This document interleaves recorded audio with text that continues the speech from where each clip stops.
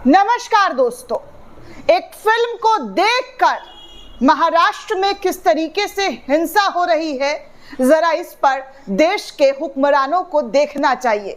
जिस फिल्म का प्रमोशन कर करके फूले नहीं समा रहे थे, उस फिल्म की वजह से आज महाराष्ट्र में क्या हो रहा है, जरा इस पर प्रधानमंत्री, गृह मंत्री और देश के उन तमाम मंत्रियों को, तमाम जिम्मेदार मंत्रियों को यह देखना चाहिए कि देखिए उसका नतीजा क्या निकला, किस तरीके से हिंसा को बढ़ावा दिया गया और देखते ही देखते महाराष्ट्र को जला दिया गया। महाराष्ट्र में हिंसा इस कदर भड़क गई है दोस्तों कि आपको क्या ही नजारा और क्या ही तस्वीर वहां की दिखाऊं कि कैसे औरंगजेब का मामले को लेकर लगातार जो तूल है वो पकड़ता हुआ नजर आ रहा है और इस कदर पकड़ता हुआ नजर आ रहा है कि यहाँ पर हिंसा की खबर, आगजनी की खबर, तोड़फोड़ की खबर निकलकर सामने आ रही है। सबसे पहले मैं आपको भास्कर की ये रिपोर्ट दिखाना चाहूंगी, जहां पर औरंगजेब के कब्र विवाद के बाद नागपुर में पथराव, आगजनी, गाड़ियों में तोड़फोड़, औरंगजेब का पुतला फूकने के बाद हिंसा और डीएसपी को कुल्हाड़ी से मारा गया है। ये सब कुछ नफरतियों की वजह से देखिए किस तरीके की चीजें देखने सुनने को मिली है। नफरतियों का खेल किस कदर बढ़ता गया, इस कदर बढ़ता गया कि नागपुर को पूरी तरीके से आग के हवाले कर दिया गया। आपको बता दूं दोस्तों कि औरंगजेब कब्र विवाद में महाराष्ट्र के नागपुर के महल इलाके में सोमवार की रात 8:30 बजे दो पक्षों में हिंसा हुई। विश्व हिंदू परिषद और विश्व हिंदू परिषद ने औरंगजेब का पुतला फूका। इसके बाद हिंसा वहां पर भड़कती हुई नजर आई। अधिकारियों ने बताया कि अफवाह फैली कि प्रदर्शनकारियों ने पुतले के साथ एक धार्मिक पुस्तक भी जलाई है। इससे दोनों पक्षों में पथराव हुआ और कई गाड़ियों को तोड़ा गया। 2 जेसीबी में आग लगा दी गई। यह सब कुछ महाराष्ट्र के अंदर हो रहा है। पुलिस ने बवाल कर रहे लोगों को रोकने के लिए आंसू गैस के गोले छोड़े। डीसीपी निकेतन कदम पर कुल्हाड़ी से हमला किया गया। हिंसा में कई लोग घायल हुए और पुलिस ने 55 से ज्यादा लोगों को अब तक हिरासत में लिया है।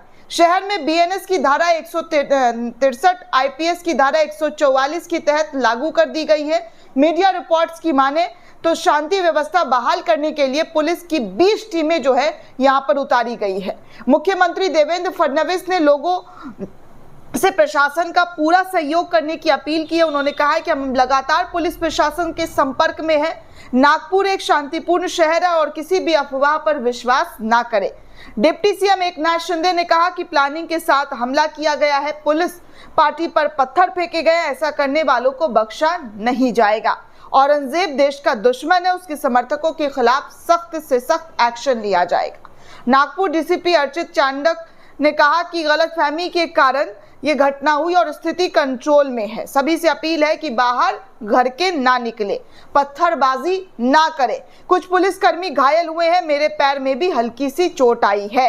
इधर छत्रपति संभाजी नगर में एहतियातन औरंगजेब की कब्र पर सुरक्षा बढ़ा दी गई है। जिले में एसपी ने बताया कि एसपीआरएफ की एक कंपनी और 2 प्लाटून तैनात किए गए हैं। और तो और सीएम फडणवीस ने महाराष्ट्र में भाजपा अध्यक्ष और कैबिनेट मंत्री चंद्रशेखर बावनकुले से अपने आधिकारिक निवास सागर में आधे घंटे तक बैठक की है। इसके बाद बावनकुले नागपुर के लिए रवाना हो गए और सीएम ने कल की हुई घटना पर रिपोर्ट सौंपने को भी कहा है। बावनकुले नागपुर के संरक्षक मंत्री हैं और वहीं मुख्यमंत्री देवेंद्र फडणवीस नागपुर दक्षिण पश्चिमी सीट से विधायक हैं। तस्वीरें आप साफ तौर पर देख सकते हैं कि किस तरीके से जो है यहाँ का नज़ारा देखने सुनने को मिला, कैसे दंगे को भड़काया गया, किस तरीके से जो है हिंसा जो है यहाँ पर होती हुई नजर आई। अब देखिए भास्कर लिखता है कि कैसे हिंसा हुई, 5 पॉइंट में समझने की कोशिश कीजिए। देखिए क्या लिखा है भास्कर, जरा मैं भी आपको पढ़कर सुनाऊं कि उन्होंने क्या लिखा है। भास्कर की रिपोर्ट कहती है कि विश्व हिंदू परिषद और बजरंग दल ने छत्रपति शिवाजी महाराज की प्रतिमा के सामने औरंगजेब की कब्र हटाने की मांग करते हुए कल प्रदर्शन किया। प्रदर्शनकारियों ने औरंगजेब का पुतला जलाया। पुतले में आपत्तिजनक सामग्री का इस्तेमाल किया गया था। इसमें एक चादर को भी रखा गया था। घटना का वीडियो वायरल होने के बाद एक समुदाय विशेष के लोग चौराहे पर जमा हो गए और धार्मिक भावनाओं को ठेस पहुंचाने का उन पर आरोप लगाने लगे।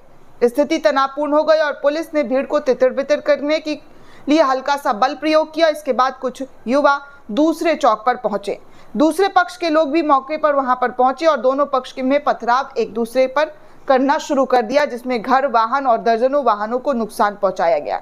तो ये सब कुछ, जी हाँ, ये सब कुछ महाराष्ट्र के अंदर कल देखने सुनने को मिला, जहां पर, जी हाँ, जहां पर हिंसा इस कदर भड़की कि क्या ही बताऊं दोस्तों। ऐसी भड़की कि यहाँ की तस्वीर साफ साफ तौर पर बयां कर रही है कि क्या से क्या नज़ारा जो है वो देखने सुनने को मिलता हुआ नजर आया। वहीं आपको देखिए सोशल मीडिया पर इस वक्त क्या दिखाया जा रहा है और किस तरीके की वीडियो सामने आई है वो मैं आपको दिखाना चाहूँगी। एक यूज़र ने, देखिए, जो आप देख सकते हैं, हरी रंग की चादर है और कुछ तस्वीरें हैं और भगवा गमछा डाले हुए बहुत सारे लोग वहां पर खड़े हुए, मीडिया कर्मी है, माइक है और उसको डंडे लाठी से पीटा जा रहा है। तो इसी वीडियो को शेयर करते हुए लिखा गया कि नागपुर में हिंसा के लिए सीधे तौर पर मौजूदा सरकार वहां की जिम्मेदार है, जिसने औरंगजेब के नाम पर नफरत फैलाने का पूरा काम किया। प्रदर्शन के नाम पर जिस तरीके से लोगों ने कुरान का अपमान किया और आयतें लिखी हुई चादरों को जलाया, वो बेहद शर्मनाक है। ऐसे लोगों के खिलाफ वहां की प्रशासन को सख्त से सख्त कार्रवाई करनी चाहिए। वहीं एक और यूजर ने ANI की वीडियो शेयर की और लिखा कि मुबारक हो नरेंद्र मोदी जी, आपके नेता श्री नीतीश राणे, टाइगर राजा जो है राजा सिंह और छावा फिल्म के डायरेक्टर लक्ष्मण नागपुर को जलाने में कामयाब हो गए।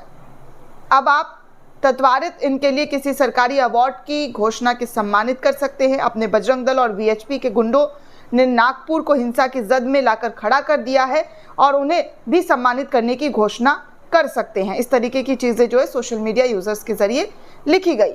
आगे पत्रकार अजीत अंजुम ने लिखा कि औरंगजेब की कब्र खोदने के नाम पर इतने दिनों से बवाल कौन मचा रहा था?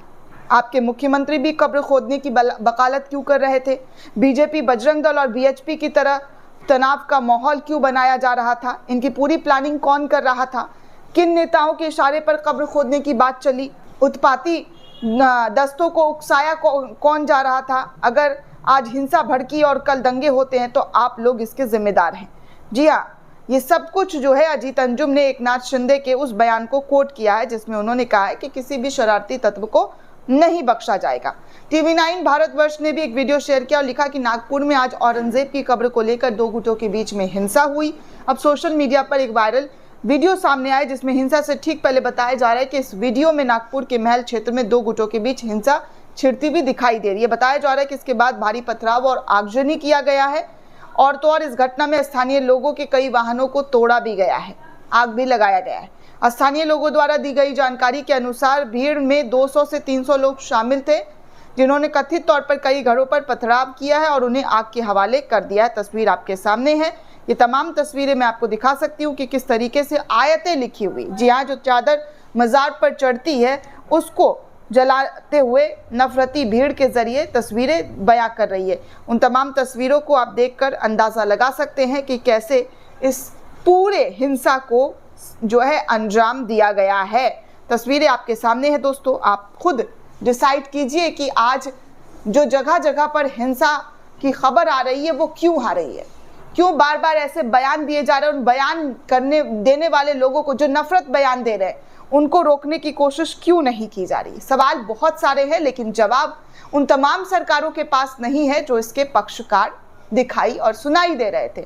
बार बार औरंगजेब के नाम पर राजनीति करना कहां से कहां तक, जी हां, कहां से कहां तक इस देश को ले आया है। औरंगजेब इस दुनिया से मरकर चले गए लेकिन उसके बाद भी कब्रों को खोदने का काम कौन कर रहा है, गड़े मुर्दों को उखाड़ने का कौन काम कर रहा है, वो आपके सामने है। दोस्तों, इस पूरे रिपोर्ट को लेकर आप क्या सोचते हैं? आपकी क्या प्रतिक्रिया हमें कमेंट करके जरूर बताइएगा।